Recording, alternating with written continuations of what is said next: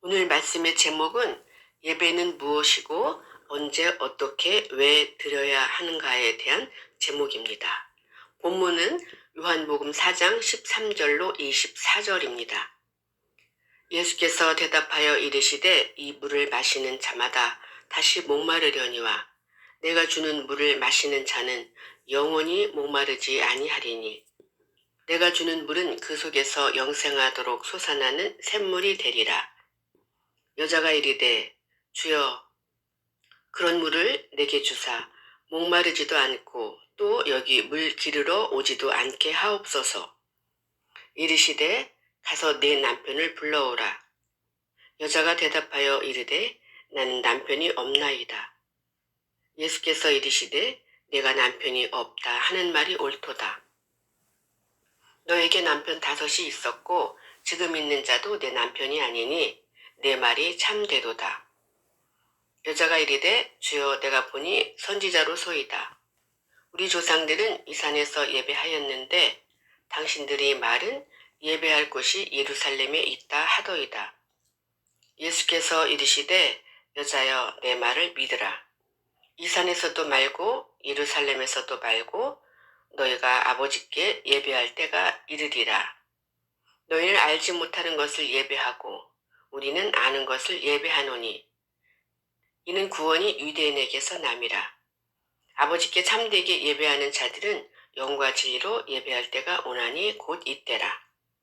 아버지께서는 자기에게 이렇게 예배하는 자들을 찾으시느니라. 하나님은 영이시니 예배하는 자가 영과 진리로 예배할지니라. 아멘. 오늘 본문 내용은 신앙생활 하는 사람들이라면 한 번이나 2번 정도는 다 들어보았을 만한 그런 내용입니다. 사마리아 우물가 여인과 예수 그리스도와의 대화 내용이었던 것입니다. 옛날에 예수님 시절에 사마리아 우물가 여인과 예수 그리스도와의 대화 내용이었어 라고 한다면 이 본문은 나와 상관이 없는 전해 오는 설화나 예화로 될 수밖에 없습니다.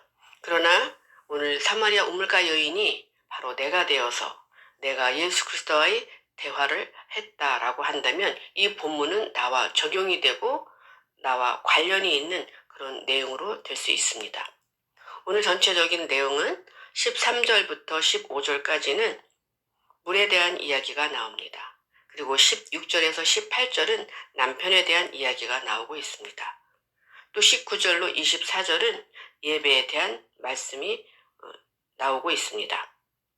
오늘 전체적인 그 내용이 3단락으로 구성이 되어 있다는 것입니다.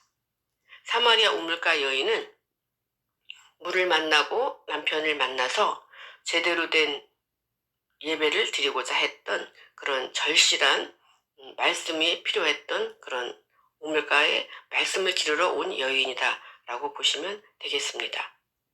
먼저 구약의 예배와 신약의 예배에 대해서 히브리어와 헬라어로 한번 보도록 하겠습니다. 히브리어의 예배에는 어떤 뜻이 있느냐 하면 풀이 죽게 하다, 엎드리다, 존경하다, 스스로 절하다, 경배하다 라는 뜻이 있습니다. 또한 헬라어에는 신약의 예배는 어떤 뜻이 있냐면 아첨하다, 굽실굽실하다, 손에 입을 맞추다, 존경하다, 절하다, 경배하다 라는 단어입니다. 그런데 신약이 그 예배에 대한 단어는 2 단어로 구성이 되어 있고 합성이 되어 있습니다. 무엇을 향하여, 곁에 라는 단어인데요. 그 단어가 근원을 찾아고 어근을 찾아가면 앞에 정면에 라는 단어와 뻔뻔한 사람이라는 뜻이 합쳐져 있는 것이 바로 신약의 헬라어에 나와 있는 예배에 대한 내용입니다.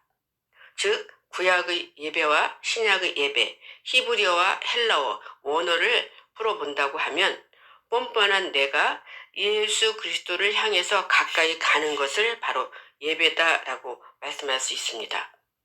예수 그리스도를 향해서 여호와 하나님을 향해서 가다 보면 나는 절을 할 수밖에 없고 엎드릴 수밖에 없고 존경할 수밖에 없습니다.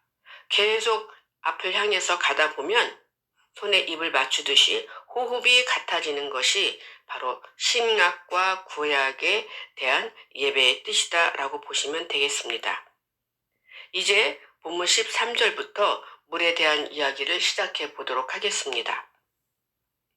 예수께서 대답하여 이르시되 이 물을 마시는 자마다 다시 목마르려니와 내가 주는 물을 마시는 자는 영원히 목마르지 아니하리니 내가 주는 물은 그 속에서 영생하도록 솟아나는 샘물이 되리라. 여자가 이르되 주여 그런 물을 내게 주사 목마르지도 않고 또 여기 물 기르러 오지도 않게 하옵소서. 이렇게 기록이 되어 있습니다. 성경에는 물에 대한 얘기가 너무나 많이 나오고 있습니다. 왜 성경에 물에 대한 이야기가 많이 나올까요? 그만큼 중요하기 때문에 물에 대한 이야기가 많이 나옵니다. 성경을 떠나서 우리가 인생을 살아가면서도 물이 없으면 우리가 인생을 살 수가 없고 만물이 소생할 수가 없습니다. 너무 중요하다는 것이죠. 그래서 그 물이, 중요한 물이 그대로 내 안에 들어오게 되면은 내 안에 물을 이야기하는 것이 바로 성경에서 말하는 물과 같은 맥락이다 이렇게 볼 수 있습니다. 그래서 성경에서 말하는 물은 생수라고 볼 수 있고요. 남편이 주는 물이다라고 볼 수 있습니다. 이것을 다른 언어로 어떻게 또 말씀을 했냐 하면 영생이다, 복이다, 떡이다 이렇게 다른 언어로 말씀을 하는 내용입니다. 성경에서 말하는 물이 정말 예수님께서 주시는 말씀을 물이라고 했는지 한번 보도록 하겠습니다. 이사야 44장 3절 나는 목마른 자에게 물을 주며 마른 땅에 시내가 흐르게 하며 나의 영을 내 자손에게 나의 복을 내 후손에게 부어주리니 이렇게 기록이 되어 있습니다. 하나님 여호와 하나님께서는 하나님의 말씀이 갈급한 자에게 물을 주고 마른 땅에 하나님의 말씀이 없어서 마음이 갈라져 있는 사람들에게 시내가 흐르게 하겠다 이렇게 말씀을 하는 내용입니다. 그래서 성경에서 말씀하는 물은 바로 하나님의 말씀을 물이다라고 볼 수 있습니다. 잠언 25장 21절도 한번 보겠습니다. 내 원수가 배고파 하거든 음식을 먹이고 목말라 하거든 물을 마시게 하라 이렇게 기록이 되어 있습니다. 여기 원수라는 단어가 나옵니다. 우리가 세상에서 원수는 어떤 사람인가요? 나를 힘들게 하고 나와 사이 안 좋은 그리고 목사님을 힘들게 하고 교회를 핍박하는 그런 사람들을 원수라고 할 수도 있습니다. 그러나 성경은 이 세상 이야기를 하는 게 아닙니다. 육적으로 사이 안 좋은 이야기를 성경에서 말씀하는 것은 아닙니다. 영적으로 사이 안 좋은 예수 그리스도와 사이가 안 좋은 사람을 바로 원수다 이렇게 말씀할 수 있습니다. 그 원수가 배고파 하거든 음식을 주고 목말라 하거든 물을 주겠다라는 것입니다. 즉 하나님의 말씀을 삶으로 나타나지 못하는 영적으로 예수 그리스도와 하나가 되지 못하는 상태를 바로 원수다 그래요. 그래서 이 원수는 남성 단수로 되어 있습니다. 말씀을 가지고 있지만 씨를 가지고 있지만 그 말씀대로 살지 못하는 사람을 바로 예수 그리스도가 볼 때 원수였던 것입니다. 즉 내가 예수 그리스도의 원수였던 것입니다. 그 원수에게 하나님께서 예수 그리스도께서 내가 배고파 할 때 음식을 주고 내가 목말라 할 때 물을 주겠다. 즉 말씀으로 충분한 것을 먹여주겠다라고 성경은 말씀하고 있습니다. 잠언 5장 15절로 17절도 보겠습니다. 너는 내 우물에서 물을 마시며 내 샘에서 흐르는 물을 마시라. 어찌하여 내 샘물을 집 밖으로 넘치게 하며 내 도랑물을 거리로 흘러가게 하겠느냐. 그 물이 내게만 있게 하고 타인과 더불어 그것을 나누지 말라 이렇게 말씀하고 있습니다. 저와 여러분 속에 내 안에 물이 없다고 하면 마실 물이 없고 또 생수가 없다고 하면 이 말씀을 깊이 생각해 보아야 되는 것입니다. 내 우물에서 물을 마시며 내 샘에서 흐르는 물을 마시라 이렇게 말씀하고 있습니다. 내 안에 예수 그리스도가 없고 내 안에 물이 없죠. 그러면 내가 내 안에서 먹을 게 없다는 것입니다. 그러면 말씀에 기갈이 오고 내가 삶으로 말씀을 예수 그리스도를 나타내지 못한다는 내용입니다. 에스겔 47장 3절로 5절에도 오로지 성전에서 나와야 하는 물, 내 입과 성전에서 나와야 하는 물, 말씀, 물의 높이, 신앙 진행 상태를 말씀하는 내용입니다. 에스겔 47장 3절에서 5절 보겠습니다. 그 사람이 손에 줄을 잡고 동쪽으로 나아가며 천척을 측량한 후에 내게 그 물을 건너게 하시니 물이 발목에 오르더니 다시 천척을 측량하고 내게 물을 건너게 하시니 물이 무릎에 오르고 다시 천척을 측량하고 내게 물을 건너게 하시니 물이 허리에 오르고 다시 천척을 측량하시니 물이 내가 건너지 못할 강이 된지라 그 물이 가득하여 헤엄칠 만한 물이요 사람이 능히 건너지 못할 강이더라. 이렇게 기록이 되어 있습니다. 말씀의 진행 상태, 물의 깊이의 상태에 대해서 발목에서 무릎에서 허리에서 이제 많은 사람들이 와서 쉬고 많은 물고기와 많은 배들이 다닐 수 있는 강 같은 상태를 말씀하는 내용입니다. 결론을 보면은 강처럼 높고 깊고 수많은 사람들이 와서 쉼을 얻어가고 수많은 배가 와서 자유자재로 고기를 가져갈 수 있는 그런 상태를 말씀하고 있습니다. 우리가 이런 사람이 되어야 된다는 것입니다. 오로지 성전에서 그리고 내 입에서 이렇게 말씀의 깊이가 그리고 신앙 상태가 이렇게 진행되어야 된다라고 말씀하는 내용입니다. 마가복음 5장 29절도 한 번 더 보겠습니다.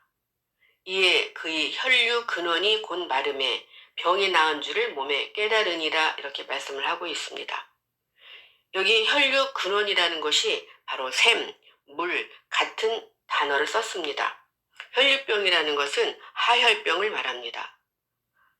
하나님의 말씀을 들어도 내가 삶으로 나타내지 못하고 하나님의 말씀이 계속 흘러만 가는 겁니다. 즉 듣기만 하는 신앙, 성전 문만 밟는 신앙을 바로 혈류병이다 이렇게 말씀할 수 있습니다. 이것은 내가 듣고 보는 그 근원, 먹어야 하는 말씀 자체가 변화해야 된다라는 것입니다. 그 말씀을 내가 듣고 이 물로써 내가 혈류병에서 낫는 그런 변화가 있어야 된다라는 것입니다. 히브리서 10장 22절도 보겠습니다. 우리가 마음의 뿌림을 받아 악한 양심으로부터 벗어나고 몸은 맑은 물로 씻음을 받았으니 참 마음과 온전한 믿음으로 하나님께 나아가자 이렇게 말씀하고 있습니다. 즉 물은 하나님의 말씀은 나를 악한 양심에서 벗어나서 참 마음, 온전한 믿음으로 나를 깨끗하게 해주는 것이 하나님의 말씀이고 예수 그리스도께서 내게 주시는 생수이고 맑은 물이다 이렇게 볼 수 있습니다. 이제 반대로 물이 없는 상태, 말씀이 없는 상태에 대해서 보겠습니다. 말씀이 없고 물이 없다고 하면 공허와 혼돈과 외로움이 많이 찾아올 것입니다. 즉, 두 마음이 내게 있다는 것을 말씀하고 있습니다. 또 다른 말로는 성경을 육의 말씀과 영의 말씀 두 가지 말씀으로 내 안에 오고 있는 것을 말씀하고 있습니다. 두 마음, 두 언어, 두 행동으로 나온다는 것입니다. 이제 예수 그리스도가 내 안에 있다고 하면 예수 그리스도가 나를 지배해야 됩니다. 그런데 예수 그리스도와 내가 두 마음이 있다고 하면 그것은 잘못된 지비고 잘못된 행동이 나올 수밖에 없다는 것입니다. 이제 내 안에 예수 그리스도가 산 것이요 나는 이제 죽고 없다라고 보시고 내 안에 우두머리로 소태생으로 마지로 장자로 오신 분이 바로 내 남편이고 나에 대한 주인이었던 것입니다. 야고보서 3장 10절로 12절 보겠습니다. 한 입에서 찬송과 저주가 나오는 도다. 내 형제들아 이것이 마땅하지 아니하니라. 샘이 한 구멍으로 어찌 단물과 쓴물을 내겠느냐. 내 형제들아 어찌 무화과 나무가 감람 열매를 포도나무가 무화과를 맺겠느냐. 이와 같이 짠 물이 단물을 내지 못하느니라. 이렇게 기록이 되어 있습니다. 한 입에서 찬송 저주, 한 구멍에서 단물과 쓴물, 이렇게 두 가지 물이 나오고 두 행동이 나온다. 이렇게 말씀할 수 있습니다. 이것은 제대로 된 물이 없는 사람은 이렇게 나올 수밖에 없습니다. 육의 말씀과 영의 말씀 두 가지가 혼합이 되어서 나중에는 이제 제대로 된 물을 먹지 못하고 육의 말씀만을 찾아서 오로지 복의 말씀만을 찾아서 다니는 사람들이 될 수가 있다는 것입니다. 누가복음 11장 24절에도 두 마음, 육적 사고와 영적 사고 늘 헷갈리는 것입니다. 온전한 사람이 될 수 없었던 내용에 대해서 보겠습니다. 누가복음 11장 24절 더러운 귀신이 사람에게서 나갔을 때에 물 없는 곳으로 다니며 쉬기를 구하되 얻지 못하고 이에 이르되 내가 나온 내 집으로 돌아가리라 하고 이렇게 기록이 되어 있습니다. 귀신은 헷갈리는 겁니다. 온전하지 못한 상태입니다. 이런 사람들을 바로 물이 없는 사람이다 라는 것입니다. 더러운 귀신이죠. 깨끗한 물이 아닌 더러운 물만 마시는 사람들입니다. 즉 육의 말씀만 전하는 곳, 듣기 좋은 말씀만 전하는 곳으로 가는 사람들이 바로 더러운 귀신 들린 사람이다 이렇게 말씀할 수 있습니다. 유다서 1장 12절도 보겠습니다. 여기는 육과 상관이 있는 사람들이 또 육의 말씀으로 안내하는 목자에 대한 이야기입니다.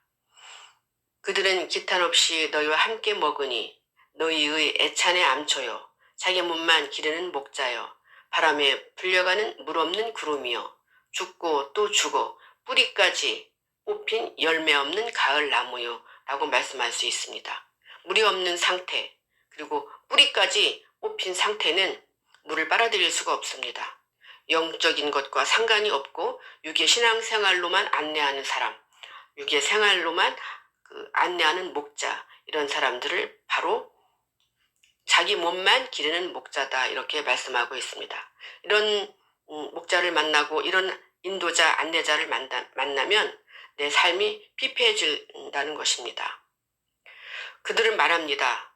주여 주여 했고 또 기적과 이적을 베풀었다라고 말씀할 수 있습니다. 그러나 그것은 하나님과 상관이 없는 신앙생활이었고 하나님과 상관이 없는 기적이라고 볼 수도 있다는 것입니다. 이제 물 이야기는 끝났고요. 이제 남편에 대한 말씀이 나오고 있습니다. 본문 16절 보겠습니다. 이르시되 가서 네 남편을 불러오라. 여자가 대답하여 이르되 나는 남편이 없나이다. 예수께서 이르시되 내가 남편이 없다 하는 말이 옳도다. 너에게 남편 5이 있었고 지금 있는 자도 네 남편이 아니니 내 말이 참되도다. 이렇게 기록이 되어 있습니다. 이제 남편을 불러오라고 예수님께서 말씀을 하자. 나는 남편이 없다. 그런데 예수님께서는 너에게 남편 5이 있었고 지금 있는 자 6째 남편도 내 남편이 아니다. 이렇게 말씀을 해요. 성경에서 말하는 남편은 과연 육적인 남편을 이야기할까요? 그렇지 않습니다. 성경은 육적인 이야기 하는 게 아니고요. 육을 통한 그 영에 대한 말씀이다라고 보시면 되겠습니다. 이 사마리아 우물가 여인은 7번째 완전한 남편을 만나고 싶었던 것입니다. 완전한 생수를 공급하시는 예수 그리스도를 만나고자 했던 여인이었던 것입니다.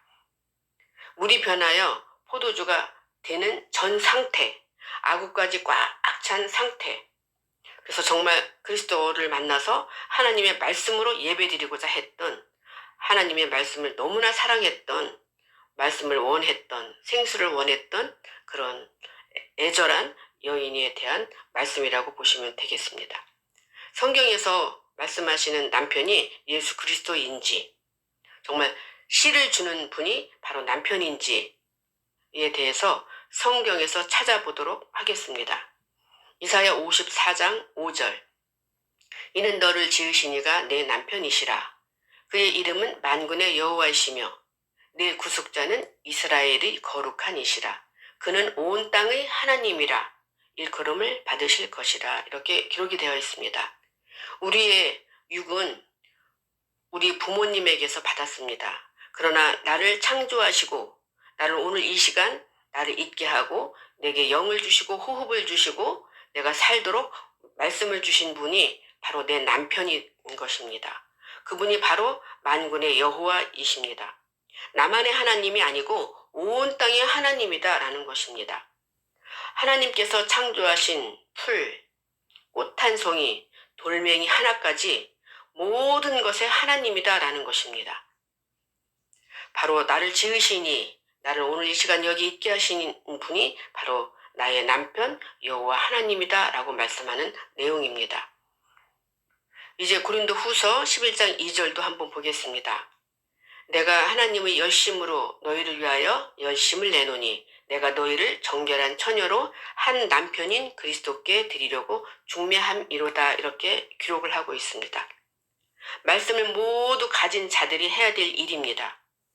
오늘 이 시간 저는 이 말씀을 듣는 여러분과 또 예수 그리스도와 정결한 처녀로서 남편에게 예배를 드리게 함으로써 중매하는 것과 같다라고 이렇게 말씀을 하고 있습니다. 목사님만, 전도사님만 아닙니다. 우리 중매는요, 양쪽 모두를 정확히 알고 제대로 잘 소개를 해야 됩니다. 그래야지 신랑 신부가 연합해서 한 몸이 될 수 있습니다. 그것은 하나님의 말씀을 가진 모든 자가 해야 될 일입니다. 모두가 중매장이 역할을 해야 된다는 것입니다. 그래서 예배는요, 남편과 신랑을 하나로 엮어주는 게 바로 예배다라고 볼 수 있습니다. 고린도전서 14장 35절도 보겠습니다. 만일 무엇을 배우려거든 집에서 자기 남편에게 물을지니 여자가 교회에서 말하는 것은 부끄러운 것이라 이렇게 기록이 되어 있습니다. 여기 집에서 자기 남편에게 물어보라 이렇게 말씀을 했어요. 국어사전적 의미로 한번 해석을 해봅시다.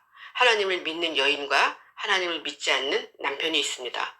그런 여자들은 집에 가서 남편에게 성경에 대해서 물어볼 게 없습니다. 왜? 너무나 알지 못하기 때문에 성경에 대해서 알 수가 없고 물에 대한 이야기도 해석해 줄 수가 없습니다. 그래서 여기 성경에서의 이 집은 우리가 말하는 아파트나 건물을 이야기하는 게 아니고요. 너희 몸이 하나님이 거하실 성전이다 이렇게 말씀을 하고 있습니다. 그래서 내 안에 있는 내 몸 안에 와 있는 영에게 예수 그리스도에게 물어보라는 것입니다. 그런데 내 안에 내 집에 예수 그리스도가 없다고 하면 내 안에 있는 남편에게 물어볼 것이 아무것도 없는 것입니다. 그래서 제대로 된 남편이 내 안에 와서 있어야 된다 이렇게 말씀할 수 있습니다. 이제 본문 21절부터는 이제 제대로 된 예배에 대한 이야기가 나옵니다. 이제 물도 만났고 남편도 만났습니다. 이제 제대로 된 예배 속으로 들어가 보도록 하겠습니다. 본문 21절 예수께서 이르시되 여자여 내 말을 믿으라. 이 산에서도 말고 예루살렘에서도 말고 너희가 아버지께 예배할 때가 이르리라 이렇게 말씀을 하고 있습니다. 이제 어떤 그 장소적인 개념에서 벗어나야 된다 이렇게 말씀하는 내용입니다. 오로지 교회에 가야지만이 예배를 드릴 수 있다. 그래서 이 성전을 우상시하는 사람들이 너무나 많아요. 그래서 예수님이 저 예루살렘 성전을 헐어라 이렇게 말씀을 했습니다. 본문 22절도 보겠습니다. 너희는 알지 못하는 것을 예배하고 우리는 아는 것을 예배하노니 이는 구원이 유대인에게서 남이라. 여기 예배가 두 가지 예배가 나옵니다. 알지 못하고 드리는 예배와 아는 예배 두 가지 예배가 나옵니다. 알지 못하는 예배는 하나님께서 받지 않는다는 것입니다. 또한 예배만 아니고 제물도 받지 않겠다고 말씀하고 있습니다. 구약에는 제물을 드렸습니다. 그러나 신약에 와서는 이것이 돈으로 계산이 되었던 것입니다. 11조, 감사헌금, 건축헌금, 생일헌금 이런 것으로 변화되었습니다. 이제 알지 못하고 드렸던 예배에 대해서 창세기 4장 2절로 5절을 보겠습니다. 그가 또 가인이 아우 아벨을 낳았는데 아벨은 양치는 자였고 가인은 농사하는 자였더라. 세월이 지난 후에 가인은 땅의 소산으로 제물을 삼아 여호와께 드렸고 아벨은 자기도 양의 첫 새끼와 그 기름으로 드렸더니 여호와께서 아벨과 그의 제물은 받으셨으나 이렇게 말씀이 되어 있습니다. 가인의 예배와 가인의 제물, 아벨의 예배와 아벨의 제물, 가인 것은 받지 않았고 아벨 것은 받았습니다. 과연 오늘 이 시간 나의 예배와 나의 제물을 받는 것인지 받지 않는 것인지 우리는 이 가인과 아벨을 통해서도 자세히 말씀을 보아야 되고 나 자신의 신앙 상태를 되돌아봐야 되는 것입니다. 가인은 땅의 소산으로 제물을 삼아 드렸고 이렇게 말씀을 했어요. 여기 삼아라는 단어를 보면은 히브리어에 어떤 뜻이 있냐면 부분적으로 드리다라는 그런 뜻이 있습니다. 가인은 내 삶의 주인이 나인 상태에서 부분적인 삶으로 예배를 드렸습니다. 보이는 종교 생활로 제물을 드렸던 것입니다. 삶 전체로 드린 것이 아니고 부분적으로 드렸던 것을 바로 가인의 땅의 소산이다 이렇게 볼 수 있고요. 아벨은 어떤 뜻이 있냐면 공허와 혼돈이다 라는 뜻이 있습니다. 그래서 이 아벨은 공허와 혼돈 속에 하나님의 말씀을 가득 채운 사람이 바로 아벨이었던 것입니다. 여기 양의 첫 새끼와에서 이 첫 새끼는 어떤 뜻이 있냐 하면 장자권, 우두머리라는 뜻이 있습니다. 내 안에 장자권, 우두머리를 내어준 거죠. 누구에게? 예수 그리스도에게 장자권, 우두머리, 나의 사고방식을 지배할 수 있게 해준 사람이 바로 아벨이었던 것입니다. 첫 새끼와 그 기름으로 드렸더니 이렇게 말씀을 했는데 여기 기름은 어떤 뜻이 있냐면 살찐이란 뜻이 있습니다. 그래서 풍부한 삶의 어떤 결과물로 예배를 드렸던 것입니다. 즉 삶의 어떤 행동, 말 이런 모든 삶 전체로 예배 드렸던 것입니다. 즉 삶의 결실 30배, 60배, 100배의 어떤 삶의 결과물로 예배를 드렸고 그 제물도 드렸던 사람이 바로 아벨이었던 것입니다. 그래서 아벨의 제물은 받고요. 가인의 제물은 받지 않았다 이렇게 말씀할 수 있습니다.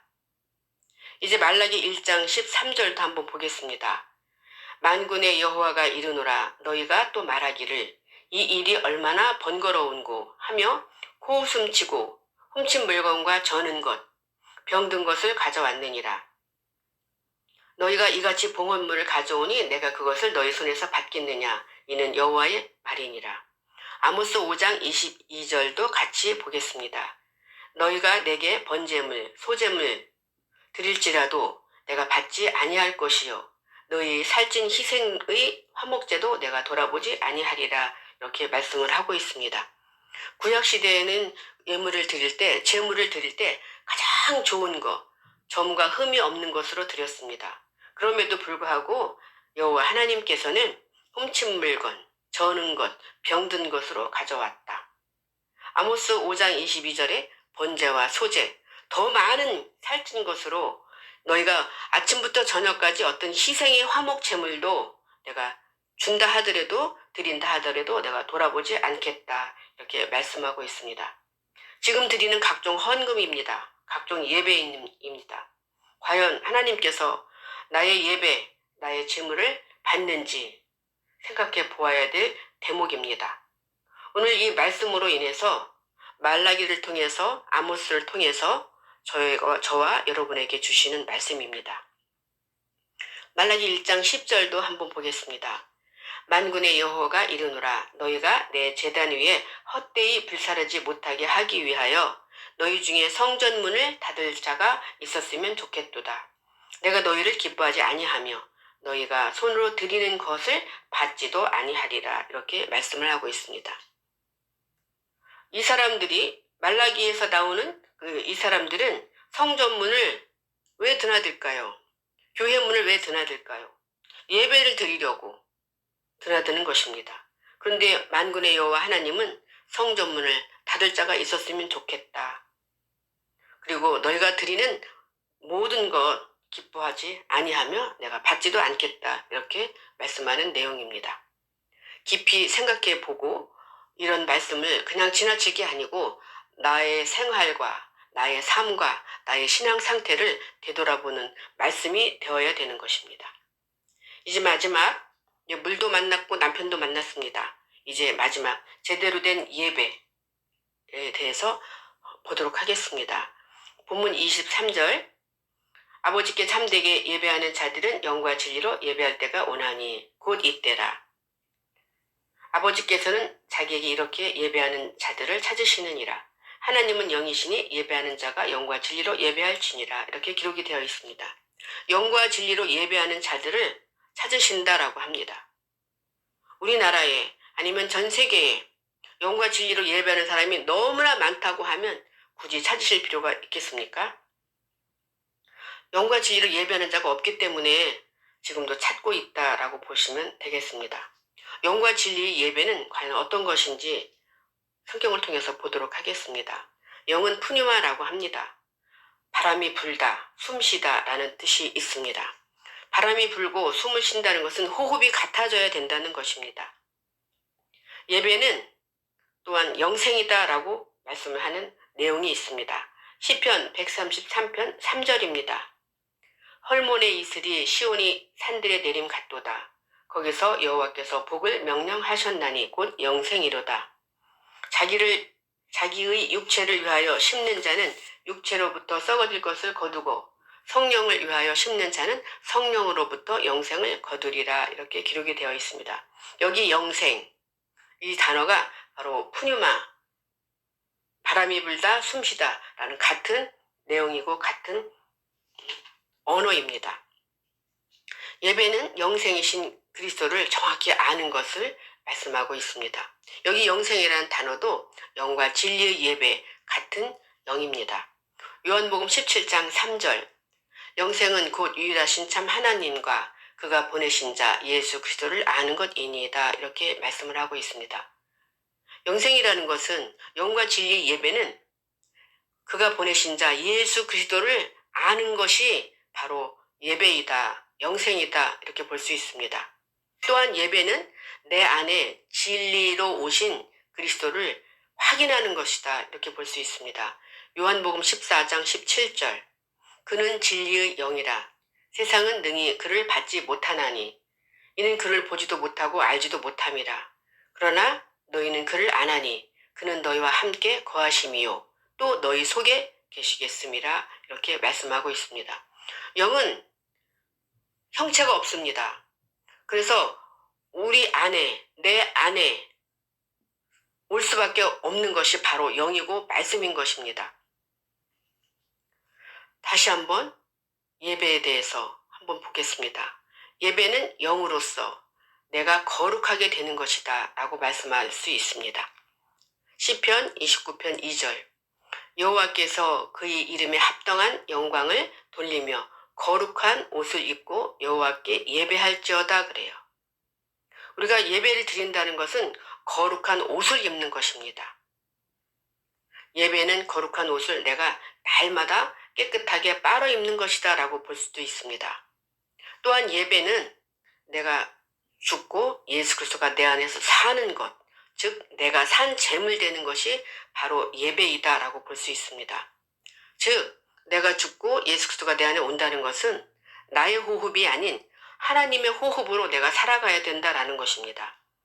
로마서 12장 1절 그러므로 형제들아 내가 하나님의 모든 자비하심으로 너희를 권하노니 너희 몸을 하나님이 기뻐하시는 거룩한 산 제물로 드리라. 이는 너희가 드릴 영적 예배니라. 이렇게 말씀을 하고 있습니다. 이제 결론을 보겠습니다. 예배는 언제 어떻게 왜 드려야 되는가요? 예배의 목적은 어떤 것인가요? 영과 진리의 예배는 장소적인 개념에서 벗어나서 내가 산 제물 되어서 내 안에 오신 영으로 오신 예수 그리스도를 삶으로 나타내는 것이 진정한 예배인 것입니다. 이제 이후로 드리는 예배가 사마리아 우물가 여인이 드리고자 했던 예배가 저와 여러분이 예배가 되시기를 간절히 축원합니다.